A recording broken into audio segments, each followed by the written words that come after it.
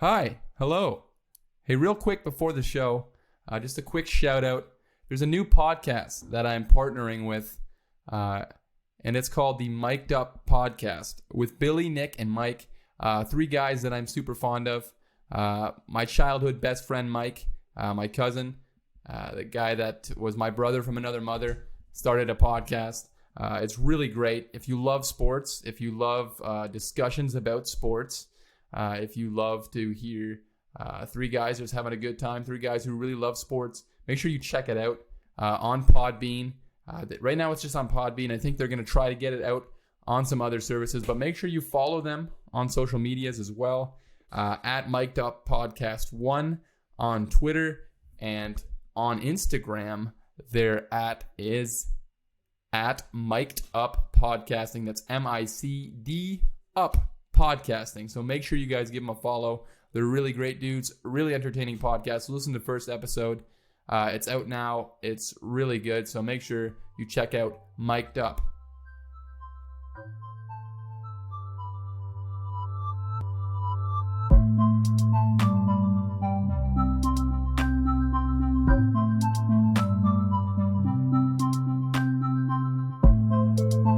Hello and welcome to another episode of the Average Joe Football Show. I'm your host, Joe Fair. Thank you so much for tuning in to another episode of the Yellow M&M's favorite football podcast. No. Yeah, I'm serious. The yellow one? The yellow one from the commercials. Not the red one. Red one? No, the dumb one. No, Yeah, the dopey awkward one. I'm joined once again by my producer, Joe Thiessen. How's it going, Joe? Fantastic. How are you, Joe? I'm great as well. Good. I flipped it on you. Usually I don't say that, but I did this time. Yeah, I appreciate that. It's good. It's Good. good that somebody finally asked me how I'm doing. You know, it's always Finally, about you. for once. Yeah. Speaking of it all being all about you, I really felt like you were the star of the show on the last episode of the podcast. You really did steal the show, I think. I did. I think I really did. Yeah. You not only did you win the podcast for the first time during What Does Joe Know, Yeah. but you also just kicked butt with your top 5 kickers. Yeah. And you have a lot of, hype going into this episode about your top 5 punters, so you have a lot to live up to. Yeah, I do. How are you feeling? You're right. No, I feel great. You feel great? Yeah, I'm pretty confident about That's my great. top 5 that I've chosen so far. Very good. So, Have you chosen your top 5? Yeah, of course. Of course. Yeah, that's great. yeah, I do. You I know, really but do. we got quite a show for you guys today. It's going to be sort of a top 5 extravaganza. Top 10, if you will. Top 10, top 15. Try that. You're doing I'm 3? doing 2 top. Well, I'm including yours in there as well. Oh, okay. Wow. So we're getting real close to the start of the football season, and I didn't plan out my top 5s nearly good enough, and we're running it real close. I think we're gonna have 3 episodes before the start of the show, or the season. I mean, because 3 more? So we're gonna do 2 top 5s today. Yep.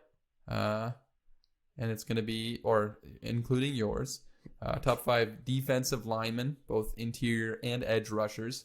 You're going to do your top 5 punters. And this upcoming week, I'm actually going on vacation for the week. Yes. Going up north, doing a little fishing. So I'm going to have no Wi-Fi up there. I'm not going to be basically alerted with anything. You're going to be in the boonies. I'm cut off. We're just fishing out in the boondocks. It's going to be great. But when I come back, I'll be coming back at the end of the week. And we usually record on a Saturday. Yeah, usually. Potentially. So I'm thinking I'm not going to have all that much time to prepare my top 5 quarterbacks. And I want it to be good for you guys, because that's the big one. You're right. Top 5 quarterbacks. So what we're going to do, I think, is that show that we're recording that week is going to be our fantasy podcast. We're talking D&D. We're talking what other fantasy? League of Legends. World of Warcraft. Warforged. That one. Sorry, Warhammer. That's cool. That's and what they called me in high school. And Monopoly. Or Very Settlers good. of Catan. Very good. That's my favorite. That will be sort of your area, and then I'm going to talk football, fantasy.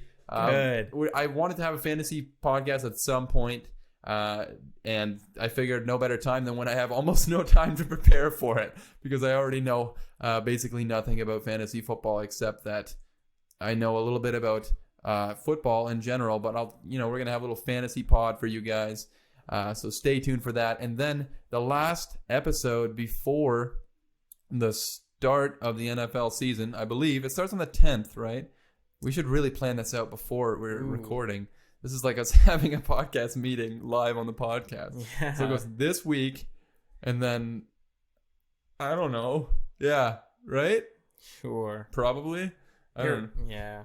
I hope it turns out like that, because if not, that's going to be quite a thing here. So I just looked up the weeks, and I was correct. We should have maybe had a podcast meeting before the podcast was actually live. But yes, we're going to have 3 episodes before the start of the podcast, and that's kind of where we're going to go. And we should probably get going as far as football goes on this podcast. Maybe talk about a little football. But before we start, I have a little bit of a thing that's been on my mind lately, and I've talked about a couple times how I'm not a big social media guy. Mm-hmm. It's not because I'm like hipster, and it's like, I'm not into social media. Careful, because I did delete social media for like 2 years. You were very cool for that. Good job on you. Okay. But it's like, I don't know, it's a lot of effort, really, if you want to be good at social media, and it's like, I'm not into that. Yeah. And it's like the whole follow for follow thing feels dirty. I don't like doing it. Yeah. And it's like all the hashtags feels like it's just desperate. But one thing I do enjoy about social media is, at times anyways, comment sections can often be quite toxic, but Oh yeah. I do enjoy on sports posts going into the comment section and seeing what other people have to say about certain things, especially now during the NBA playoffs and all that. But one thing that drives me absolutely bonkers right now, that's going to be a big pop on the mic. That's fine. Bonkers is when you go into Instagram comment section now, it's only bots. Only bots. Yes. If you catch a post quick enough, literally you can sit there and scroll for like pages and pages. You can just scroll, and it's just bots. It's like, hey, baby boy, you want to kiss me? You want to kiss me? Click the link. Click the link. Yeah. Don't look at my story. Yeah. Oh, and it's like, I'm a terrible rapper. You won't like my music. And it's like, what? Why? Is this like, how can Instagram not fix this? They're owned by Facebook. Yeah. Mark Zuckerberg can spy on us while we're all sleeping, and he can't figure out how to not have bots in the comment section. It drives me nuts. Yeah. No, This is something that ridiculous. I've been really brewing. It's been brewing in you? It's been brewing in me, and I've been stewing about it. It's been steeping. Yeah. Like tea. Yeah, like steeping. I'm a chamomile. No, I'm a chamomile of myself. Yeah. That's how much I've been steeping. I'm a chamomile. Nice. Very good. Anyways, without wasting any more time, why don't we just jump right into the news?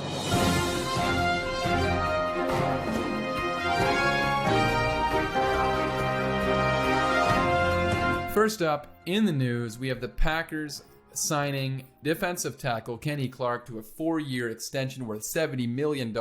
Another big contract extension for one of the more up-and-coming defensive tackles in the NFL. He's kind of come into his own recent years. He's one of the better defensive tackles. Will he make my top 5 list?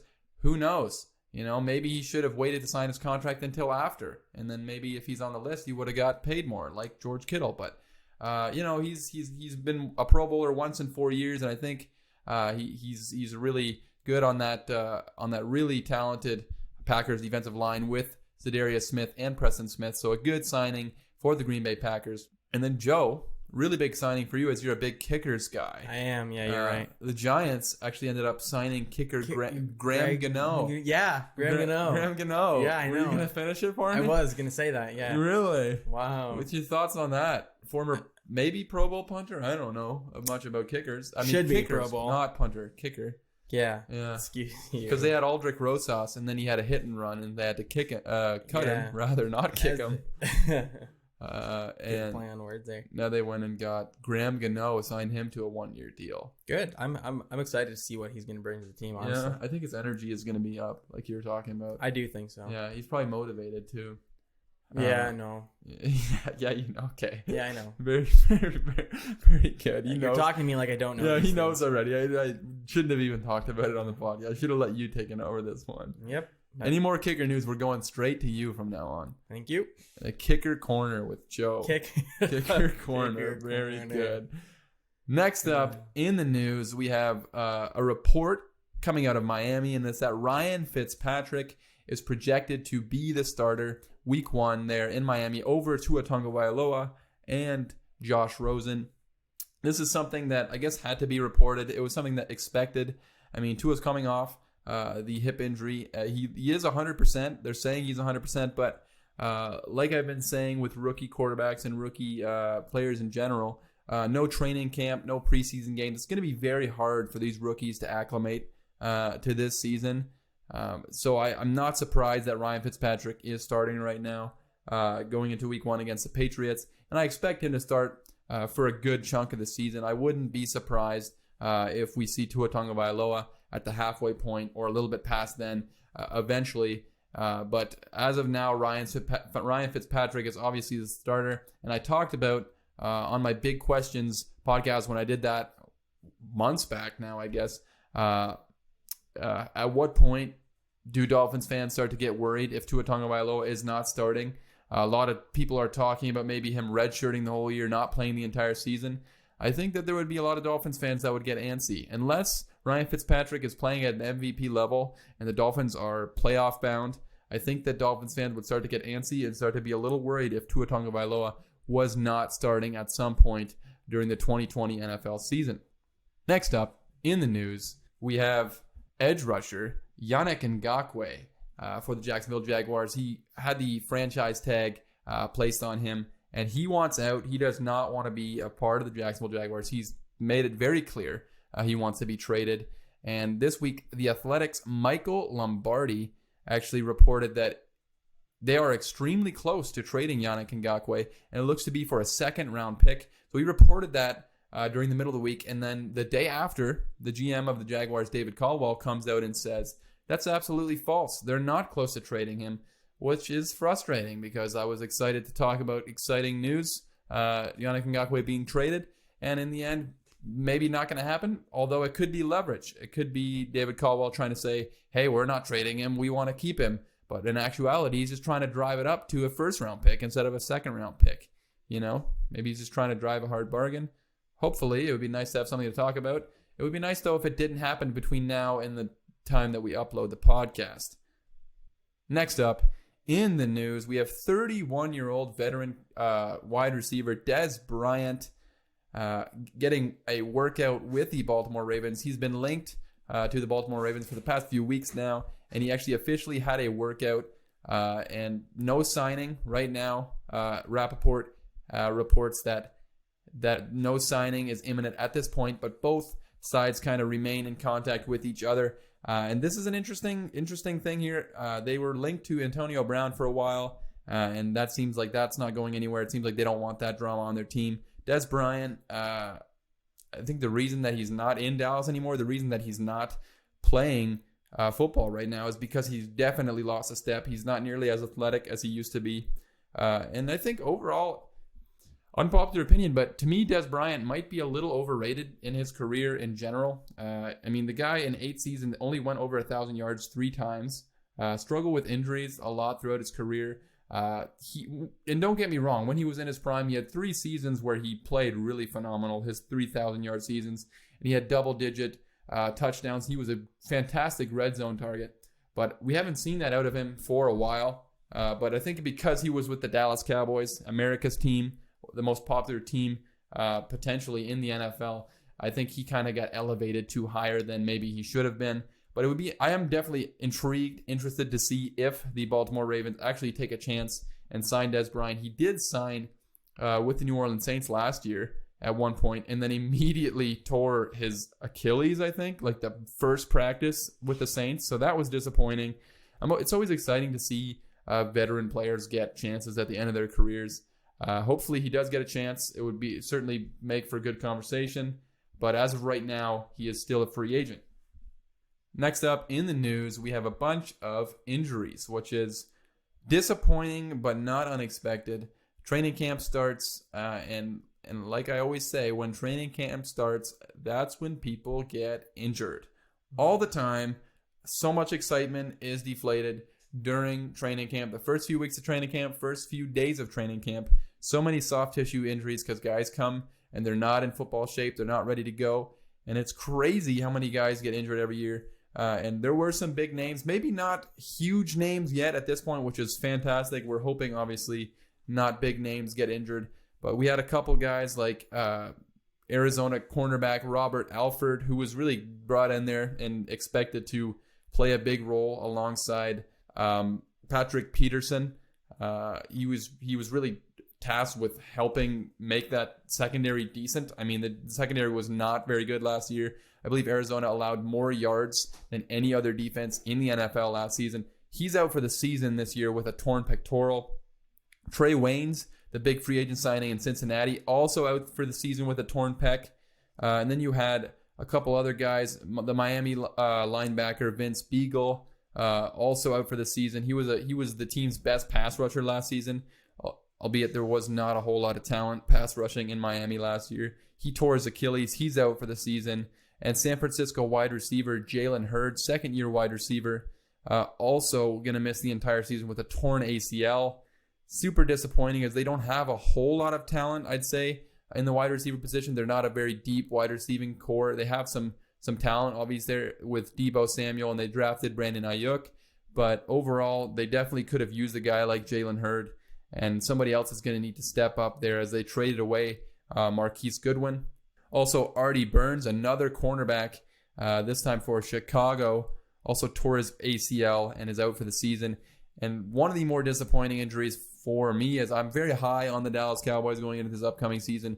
They had Gerald McCoy, who was a big free agent signing for them at defensive tackle. He actually ruptured his quad, which sounds horrific. I can't even imagine what that even, like, what does rupturing your quad mean even? Like, it just explodes? I'll look it up. I don't know what happens there, but Joe's going to look it up. He's out for the season as well. He was actually released by Dallas. Apparently he had a clause in his contract where if he ruptured his quad, then they could release him and get money back or something. I don't know. That's such a specific thing to put in a contract, but he's no longer a part technically of the Dallas Cowboys team. And that's, I think, going to be a big loss for them. They did sign Everson Griffin to help with that defensive line. And I think this team could be really, really good and talented this year, but there are a few weaknesses on their team, and the defensive line is one of those weaknesses. And so it's definitely very disappointing to see Gerald McCoy go down for the season there in Dallas. Joe, you find out what a ruptured quad is? Not really. Here, I just looked up what is a ruptured quad, and I guess the first thing it says is quadriceps tendon tear is an injury that occurs when the tendon that attaches the quadricep muscle to the patella or kneecap tears. The quadriceps tendon may be particularly or completely torn. Quadriceps tendon That's all right. Just sound it out. You're good. Don't worry. Last week I was killing it, but this week this week you're nervous.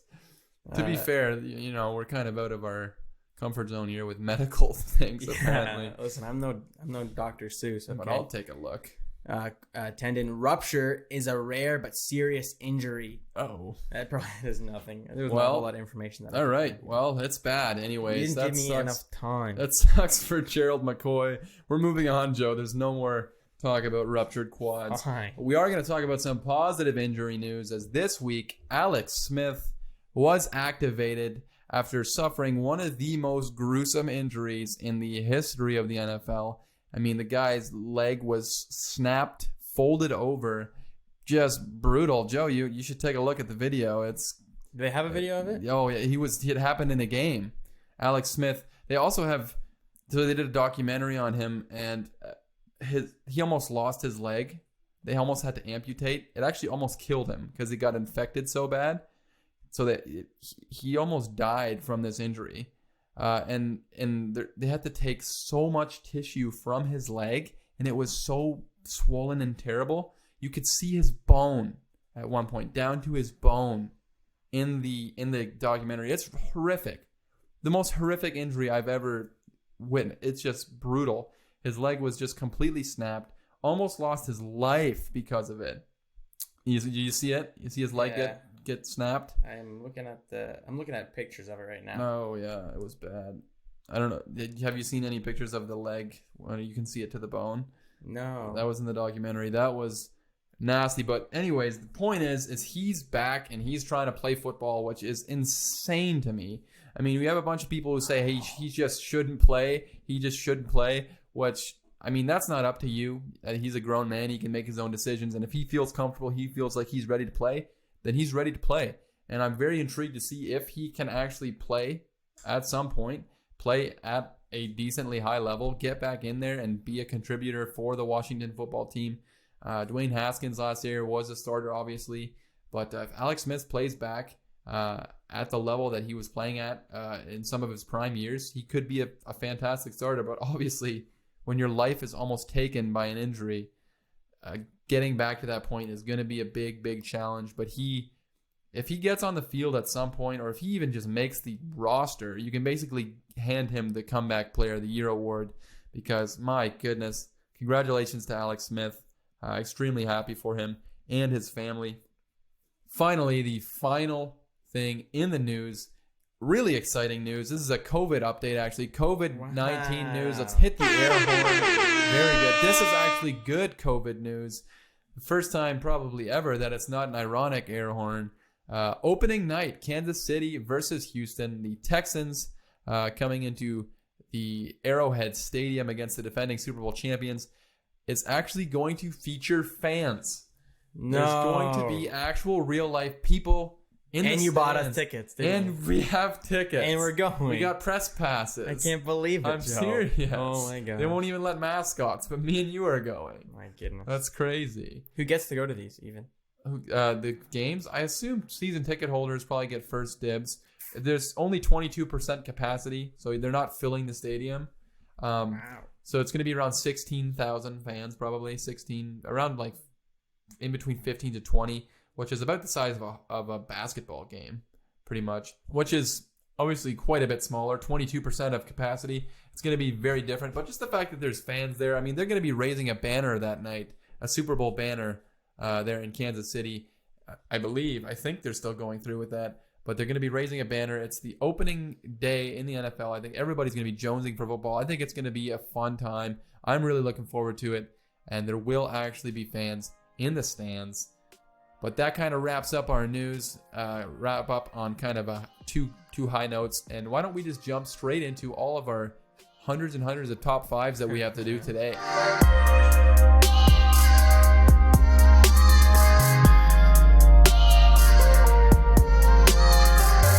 All right. First, we're going to start off with my top 5 interior defensive linemen. Joe, I think we're going to hold off with your punters. Yeah, okay. Until I get to... until never. We're never going to do it. I don't think you're ready, Joe. Ow, but okay. Okay, fair. No, he's ready, guys. He's ready. Well, I'm going to quickly go through the interior defensive linemen, and then we're going to go into my edge rushers, and that's when we'll jump in on your top 5 punters. But yeah, why don't we just jump into my number 5 overall interior defensive lineman for the 2020 NFL season. Coming in at number 5 on my interior defensive lineman, it is Calais Campbell for the Baltimore Ravens, the 33-year-old Calais Campbell. And fun fact about Calais Campbell is he is freaking huge. I couldn't find an actual fun fact about him, but the guy is 6'8", 300 pounds. Insanity. He's just a massive humanity. He's a guy who's been really dominant at stretches of his career. He's played 12 seasons in the NFL. He's a 5-time Pro Bowler, a 1-time first team All-Pro, and a 2-time second team All-Pro. His 2019 stats kind of took a dip in Jacksonville, but his other years in Jacksonville were some of the most dominant years he's had in his career, and really some of the most dominant years we've seen from any defensive lineman on this list. But last year he had 6.5 sacks, 10 tackles for loss, 33 pressures, and 2 forced fumbles, and 1 fumble recovery, which was actually a touchdown. PFF grades him as the second best run defender as far as interior defensive linemen go. They also rate him as a 80.9 pass rusher, which is the 8th best. So he's fairly versatile. He plays well in both run defense and pass defense. And he's had a 90-plus grade in the last 4 seasons. And the guy just gets a ton of sacks from the interior of the defensive line, which is not easy. Not all the guys on this list get as many sacks as this guy does. He has 88 sacks in 12 seasons, which averages out to roughly about 7 per season, which is really, really good. In his 3 seasons in Jacksonville, he had 31.5 sacks, which is 10.5 per season, which is, you cannot ask for much more out of a interior defensive lineman. There are many edge rushers that don't get 10.5 sacks per season. So he's just an incredibly balanced player, and I really love the Baltimore Ravens bringing him in. They're a very, very fantastic team. I think they're going to be a championship contender, and they're just adding a really, really talented defensive lineman in there, and I could see a resurgence for him in the 2020 NFL season. But right now, he's my number 5 at the age of 33. Coming in at number 4, we're going to try to quickly go through the rest of them, is Cameron Hayward for the Pittsburgh Steelers. He is 31 years old, and fun fact about Cameron Hayward, he was actually born and raised in Pittsburgh, Pennsylvania, where he currently plays for the Pittsburgh Steelers. So kind of a cool thing that he plays in his hometown. In 9 seasons in the NFL, he's a 2-time All-Pro, including last year. He's also a 3-time Pro Bowler. Last year's stats, he had 9 sacks, 11 tackles for loss, 1 forced fumble, 1 fumble recovery, 83 combined tackles, which was number 1 among the interior defensive linemen. He had 33 pressures and 6 passes defensed, which he's one of those guys who's going to go up there and swat balls out of the air. He's a big dude. He's 6'5", 295, so not as big as Calais Campbell, but still big, much bigger than myself, obviously. But PFF grades him out to be the 3rd best in run defense as far as interior defensive linemen go, and he's also the 7th best pass defenders. He's a super versatile player. He's fantastic in both the run and pass game, and I think he plays on a phenomenal defense, one of the best defenses in football, and I could expect that defensive line to really eat this upcoming year. Spoiler, we have one of their edge rushers on the top 5 edge rusher list coming up, and I think he could continue to really build on a fantastic career there in 2020.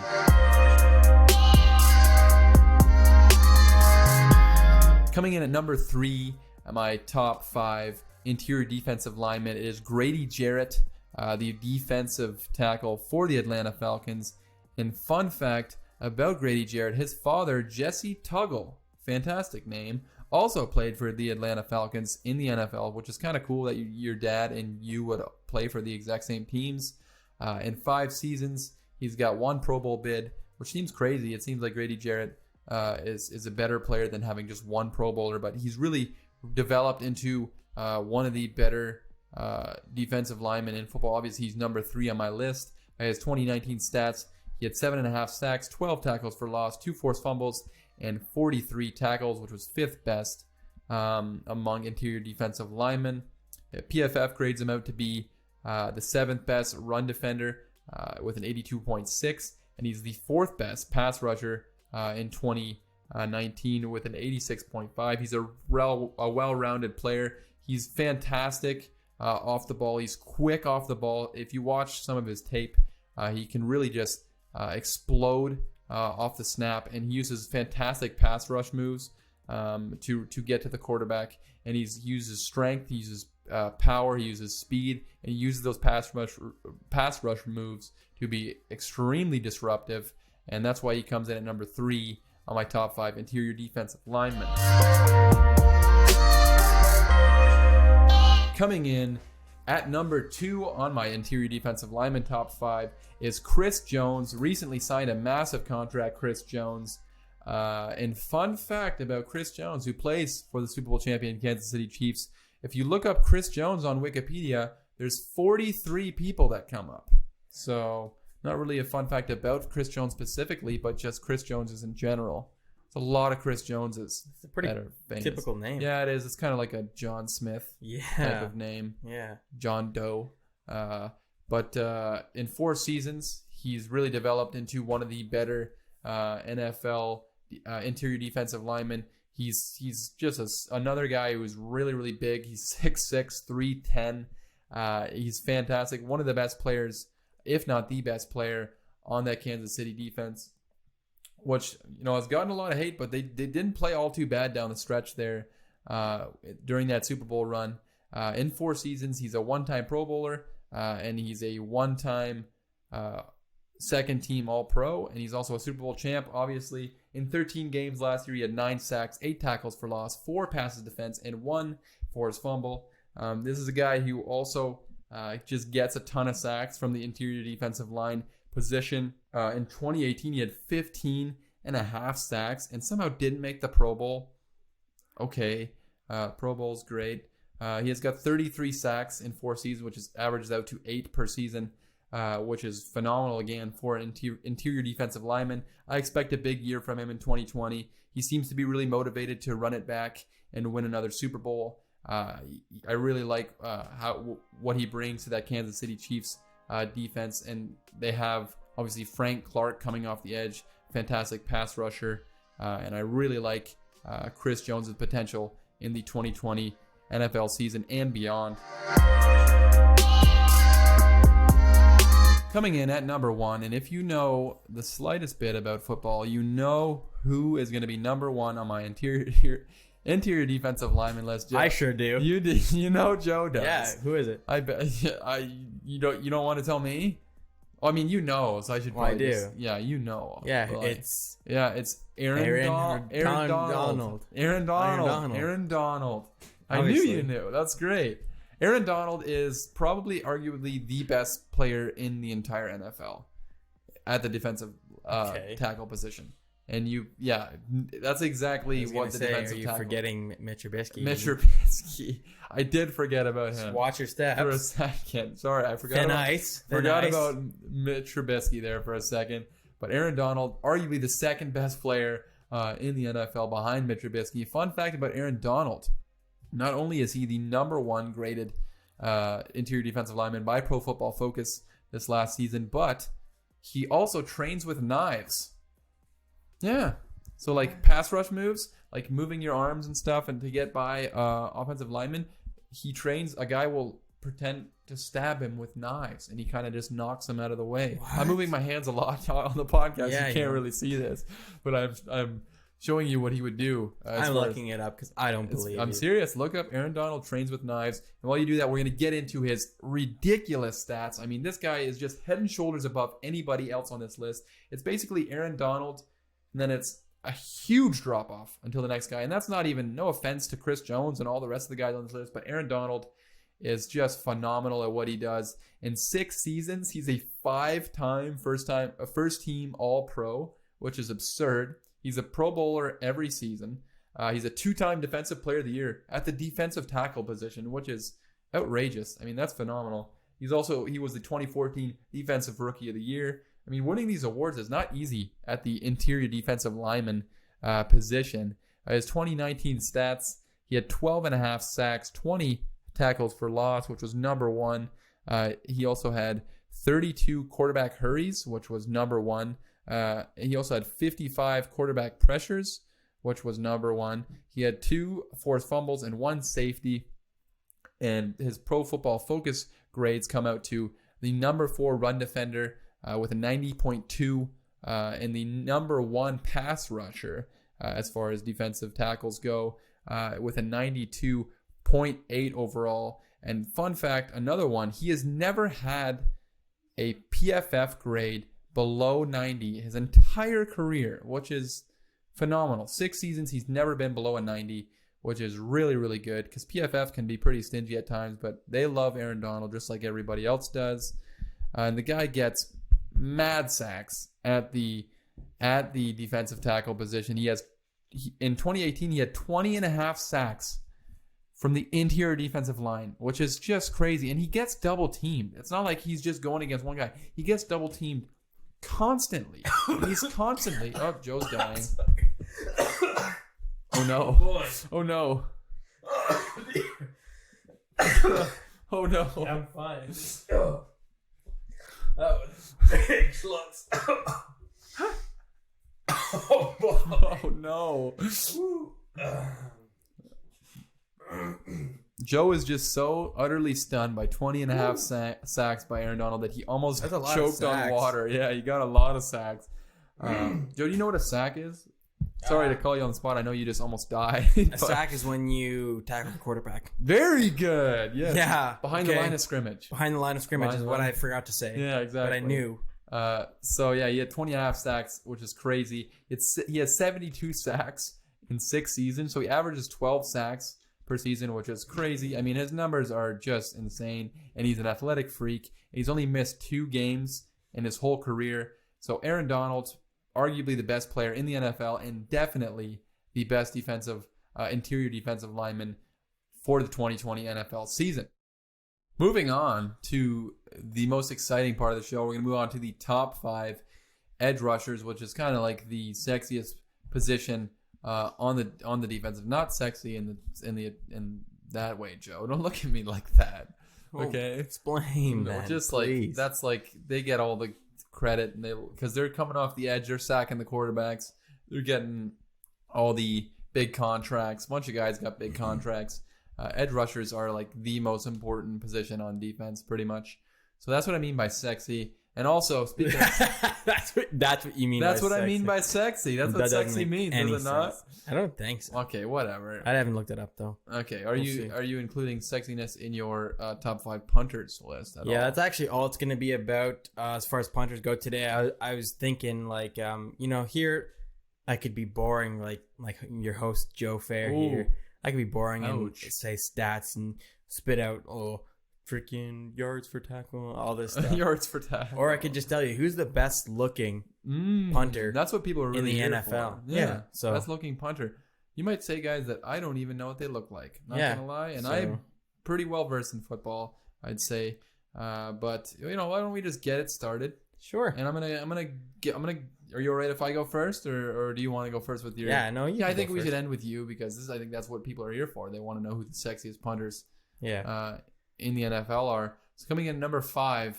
Do I leave a break for music or how do I? Okay. No, you don't have to. Okay, let's just go number 5. You can keep that in the podcast. Yeah. Number 5 sure. On my top 5. Wow, that's embarrassing that you did You're that. embarrassing that I did that. Yeah. Okay. Number 5 is Chandler Jones from the Arizona Cardinals. The 30-year-old.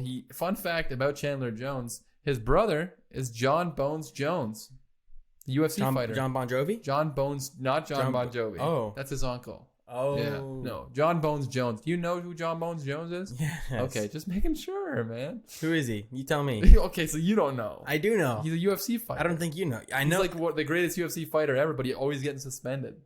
Yeah, I know. He just kicked Daniel Cormier butt like a bunch of times. Yeah, I know that. Yeah, I don't think you did. I think I can tell. Oh, I knew that. I can tell when you're lying. I don't think that you knew that. But anyways. I know that. I know that. I'm smarter than you. Yeah. Chandler Jones, really fantastic pass rusher. Super underrated.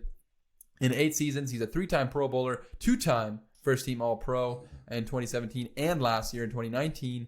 And he's a 1-time Super Bowl champ with the New England Patriots. He now plays for the Arizona Cardinals. And his 2019 stats were pretty phenomenal. He had 19 sacks, 11 tackles for loss, 8 forced fumbles. 8 forced fumbles. Number 1 in the NFL, 8 forced fumbles. That's crazy. 3 fumble recoveries, 5 passes defense, and 40 pressures, which is pretty phenomenal. Not going to lie. He's not the greatest run defender. He's the 31st ranked run defender. But everybody knows that the sexiest part, Joe, of pass rushing is rushing the passer. Okay? You want to rush the passer, and he's the 4th ranked by PFF pass rusher. And this is a guy I have written down, sacks. We're talking a lot about sacks and sexy today. Yes. Sexy sacks, baby. He has 96 sacks in 8 seasons, which averages out to 12 per season, which is pretty phenomenal. He also averages, over the last 3 seasons, 16 sacks per season, which is crazy. I mean, this is an under-the-radar guy. He does not get a whole lot of credit. Maybe it's because he's in Arizona and they haven't been very good for a while. But he's super disruptive. He has 27 forced fumbles in 8 seasons, which is like 3 per season. That's crazy. He just super disruptive, destroys offenses, can make huge plays on defense. And I think the team there in Arizona could be better this year. I don't know if they'll be a playoff team, but they could be better, could be more exciting, and maybe he'll finally get some of the attention that he deserves. But without further ado, Joe, why don't we jump into your number 5 punter in 2020 NFL season? Coming in at number 5, we have a guy who I like to call Tommy Morstead. Tommy Morstead. Thomas Morstead. Goodness. This guy, people might say he's not the most attractive guy I've ever seen. That's why he's number 5, okay? But he's got he can have a head of hair. And he does have a head He of can hair. rock a mane. He looks very goofy in his football uniform. Have you seen him? How he looks when he's wearing his football stuff? Yes. Yeah. Of course. You have. All things considered. All things considered. Number 5. Number 5 best looking punter in the NFL, Thomas Morstead. I might have to look up a picture. I don't know exactly what Thomas Morstead looks like. I know he has long hair. He also kind of looks like Hopper from Stranger Things, the actor. Oh, never. Is that the guy who also was in Good Luck, Charlie? That's not him. The dad? That's not him though. I've never seen the show. I'm just going off what I heard. No, I don't think we're thinking of the same because he does not look like him really. Wow, he looks okay. Well, he's fine. Okay, he's fine. That's why he's at number 5. That's why he's number 5. Also, I shouldn't be telling people how they're attractive they are. I mean, I'm not a model myself. But anyways, moving in to my number 4. Coming in at number 4 on my top 5 edge rushers in the 2020 NFL season. It's another guy who I think gets underrated at times. It's Cameron Jordan. And fun fact about Cameron Jordan, during the 2011 draft when he was drafted, his name is Cameron Jordan. Also, there's a tight end drafted named Jordan Cameron. Wow. Yeah, so pretty cool about that. Pretty cool. Pretty cool about that, yeah. 9 seasons, 5-time Pro Bowler, 1-time first-team All-Pro in 2017, and 2-time second-team All-Pro. His 2019 stats, he had 15.5 sacks, 15 tackles for loss, and 49 pressures with 3 pass defense. PFF has him ranked as the 9th overall in both pass rushing and run defense. I think he's a balanced player. He's obviously a better run defender than a guy like Chandler Jones. He's a very disruptive guy on that Saints defense. Definitely the best player on that Saints defense, and I honestly originally wanted to put him higher on this list. I think he's super underrated. He's got 87 sacks in 9 seasons, so he's super consistent. That averages out to around 9.5 sacks per season. He's a guy who maybe doesn't get the credit he deserves, but he's a phenomenal edge rusher, and I expect him to be just as good in key games for the New Orleans Saints this upcoming season. But Joe, who comes in at number 4 on your top 5 punters list? Coming in at number 4, we've got Pregnant pause. Pregnant pause. Yeah. What does that mean? It's a thing. Look it up. I don't know. Why would you say that? Pregnant pause. You take a pause to build dare a fact. Okay, sorry. I'm pissed about that. Okay. Andy Lee. Andy Lee. Yeah. Not a sexy name, really. Not a sexy guy either. No. Oh gosh, I feel like are you just not finding punters a lot, or how many punters are there? Are there like 7 punters in the whole world? No, well, there's 32 teams, and each team has a punter. That's not true. This is your 4th best. I changed my mind. It's Brett Kern. Brett Kern, even uglier name. Andy Lee is not number 4, my guy. Brett Kern also is not so hot. So. Are you just choosing random ones at this point? Brett Kern. I'm gonna make you go through and tell me them at the end too, so you better remember. Brett Kern is certainly better than Andy Lee, but he's fine. I think he'd be okay with number 4. Thank you, Brett Kern for the Tennessee Titans. Yes. Anything else you like about Brett Kern? I really liked how he's been bringing the energy to the team. It's all about energy for you. It is. It's about vibes. I was born in 2001. 2001. Careful how you speak on my name, because watch how you speak on his name. Yeah. Great news. So at number 5. Moving on then. Number 5 we had Thomas Morstead. Tommy Morris, very good. Tommy Morstead. Number 4 we had Brett Kern. Brett Kern. Make sure you remember these. I'm going to quiz you at the end. Okay. Lord knows I probably won't remember. Thank you. Next. All right.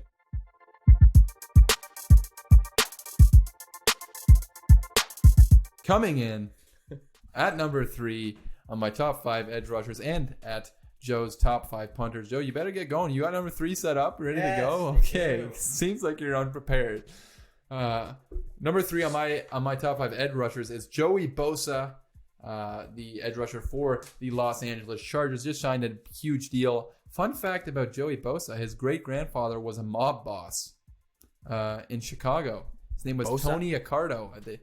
Tony Joseph Accardo, and his nickname was, I think, Joey Batter, Joey Bats, something like that. I guess I don't know if he hit people with a bat. That's cool. It's kind of cool. So. That is very cool. Also, he had a dad that played in the NFL, and his brother plays in the NFL. So very cool for him to have all those cool things in one shot, one life. You ever think that people that have famous cousins or even famous brothers in different professional sports, whatever, that they're all just kind of helping each other out secretly behind the scenes to get more. That's how does I have a brother. Oh, guess what? My brother's actually going to be playing in the NFL now. When I play in the MLB. Yeah, well, are they all just good athletes, or is there some kind of life's about who you know, not what you know? I guess that's true. That's basically where it goes. And people definitely do get more looks if it's like, oh, this is Joey Bosa's brother, Nick. Yeah. Oh, then I take a look at him. I mean, don't get me wrong, Nick Bosa is unreal, and so is Joey Bosa, much better than their father ever was at football. But their father was in NFL as well. Yeah. Well, there you go. Yeah, this insane thing, and also they're from the mob, so take what you want from that. But 4 seasons, Joey Bosa, not in the mob, but he is mobbing quarterbacks. Yeah, very good. He's mobbing quarterbacks, mugging them. Nope, not that one. 4 seasons. He's a 2-time Pro Bowler, and he was the defensive rookie of the year in 2016. Has 2019 stats in 16 games. He had 11.5 sacks, 18 tackles for loss, which was number 3 in the NFL, and 54 pressures, which was also number 3 in the NFL, with 1 forced fumble. And he's a guy who's, again, not a tremendous run defender. He's 27th ranked by PFF this last season, but he's the 3rd best pass rusher. And he's a guy who's super dominant when he's on the field. He needs to stay healthy. He's missed 20% of his regular season snaps in his career. But when he's on the field, the guy is productive. He gets sacks, he gets pressures, he gets to the quarterback. He's the best Bosa. Everybody was talking about Nick Bosa last year. Don't get me wrong, Nick Bosa was amazing and phenomenal in his rookie year, but his brother Joey is still the best Bosa in the NFL, and his name is also Joey, which is the same name that we have. Maybe we should invite him on the podcast at some point. My name is not actually Joey. Yes, it is Joey. But let's not get into this. Let's not get into this right now. Legally speaking, your name is Joey. If you want to see my birthright, your birthright. Your name is Joseph. Fine. Yes. My name legally is Joey. Yeah, which is kind of childish. Which is okay. Well, not according to Joey Bosa. So get over it. Fantastic pass rusher. I think he's ready for a breakout. Could be a potential defensive player of the year candidate on a phenomenal defense. He's alongside Melvin Gordon, who is holding in, wants a new contract, but hopefully he plays. I mean, he's got Derwin James, Casey Hayward, Chris Harris, and Kenneth Murray, along with a bunch of other talented guys on that defense. So I really expect Joey Bosa to have a phenomenal 2020. And Joe, which punter is going to have a phenomenal 2020? Coming in at number 3. Number 3. I was trying to 3 so that no one could see it, and then you just exposed me like that. He was gesturing 3 to me, and he wanted me to nod and confirm, but I said it out loud. I'm sorry. Useless. This is why you're the producer, not me. Jesus. Okay, sorry. Take a hint. I think there's a lot of intensity between us today. Yeah, we're gonna fight. We're gonna fight. We're gonna live stream a fight after this. Even though this is gonna get uploaded, the live stream will be over. Go to our Patreon and pay to see our fight. Pay to see us fight each other. Number 3. Britton Colquitt. Yeah, good name. Yeah, he's kind of a handsome guy. He's very good. I wonder, Britton. What is that? Like what kind of name? Like where does that come from? Britton Colquitt. Britton. Britton. I know how to spell it. I just looked him up here.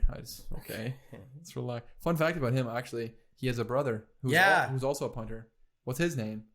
Dustin Colquitt. Dustin Colquitt. Wow. Very good. Both very good punters in the NFL, but Britton Colquitt comes in at number 3. And I want people to know that there's a chance that these punters that Joe's lifting off right now maybe don't even play in the NFL this year. I don't know. I don't know every team's punter. I'm not going to lie. So don't call us out if these punters are not actually playing this year. Get over it. Listen, the seasoned football fan that I am, I'm just doing from what I've seen. In the past. Throughout my years. Throughout your years, yeah. Football fan, so. Well, that's good. That's good. Yeah. At number 2 on my top 5 edge rushers for the 2020 NFL season, it is Myles Garrett, the guy who smacked Mason Rudolph over the head with a helmet. Plays for the Cleveland Browns. And fun fact about Myles Garrett, not only did he smack Mason Rudolph with a helmet, but also he writes poetry. And he's actually writing a children's book about dinosaurs. So good for him. Wow. Yeah, nice guy. Also a freak of nature. He's 6'4", 272, insanely athletic. I mean, the guy's built like a Greek god. And if he was a punter, he'd be number 1 on your list, Joe. I tell you that much. Yeah. He only played 10 games, obviously, in 2019 because he almost killed Mason Rudolph. He had 10 sacks, 11 tackles for loss, 2 forced fumbles, 29 pressures, and he was on pace for 16 sacks. He was averaging a sack per game. And I think he's another guy he was due for a breakout season. I think it's time that he really makes himself known. I mean, everybody knows, but I think it's time for him to step up on that Cleveland team that with a bunch of guys who I think need to step up during the 2020 season. And played tremendous. He was the second best ranked pass rusher by PFF last season, and he had a lower run defensive grade. But I think that was kind of an anomaly.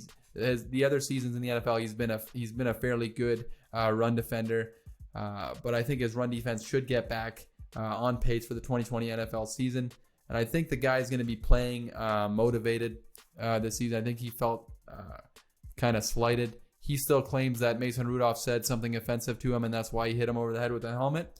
I won't get into whether or not he did because I wasn't there, but I think he's going to have a phenomenal season. And no matter what he did, as far as that goes, I think he's a really tremendously talented, talent-wise, he's probably the most talented edge rusher in the NFL. I mean, there's nobody with more potential than him, and I expect him to have a big year in 2020. And Joe, who's having a big year in 2020, coming in number 2 with your punters? I'll tell you right now who's going to have a big year. It's Pat McAfee. What? Pat McAfee. Pat McAfee. Pat, excuse you. Pat McAfee. McAfee. How do you say McDonald's? You say McDonald's? Pat McDonald's? McAfee actually has a podcast. He doesn't even play football anymore. Yeah, I know that. And look, I'm looking at this picture of him with a mic, and he's drinking a Bud Light. Yeah, that's super cool. I'm gonna let it slide. I wish you would have been number 1 if you're gonna go with something like that. I don't care Pat what it is. Pat McAfee. McAfee. McAfee. Yeah, he has a podcast. Yeah, you should check it out sometime. It's pretty good. You're so smart. He's a very wow, Pat McAfee. Okay. Whoa, like you know everything. Okay, well you like him. That's fine. Good for you. You don't need to know. I mean, it's just funny that it wouldn't be that funny if he was just like a normal punter, but he's like pretty much the most popular punter of the last like 20 years. And apparently he's a loose cannon. And he's a loose cannon. Yeah. That's what it says over there. It does, yeah. He's a loose cannon. Yeah, he's sort of a character. He has a podcast. He's a funny guy, comedian. Yeah, you should check it out sometime. Pat McAfee comes in at number 2. Joe's not looking at me happy. Let's jump into number 1.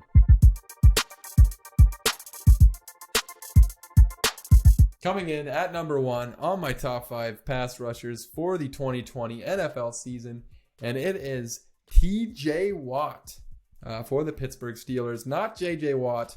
There's a new Watt in town, and his name is TJ, not JJ. Fun fact about TJ Watt: not only is his brother JJ Watt on the Houston Texans, but he also is playing on the same team as his other brother, Derek Watt.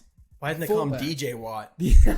Maybe his middle name does start with a J. Maybe we should research that. Better. He could be DJ, TJ, and JJ.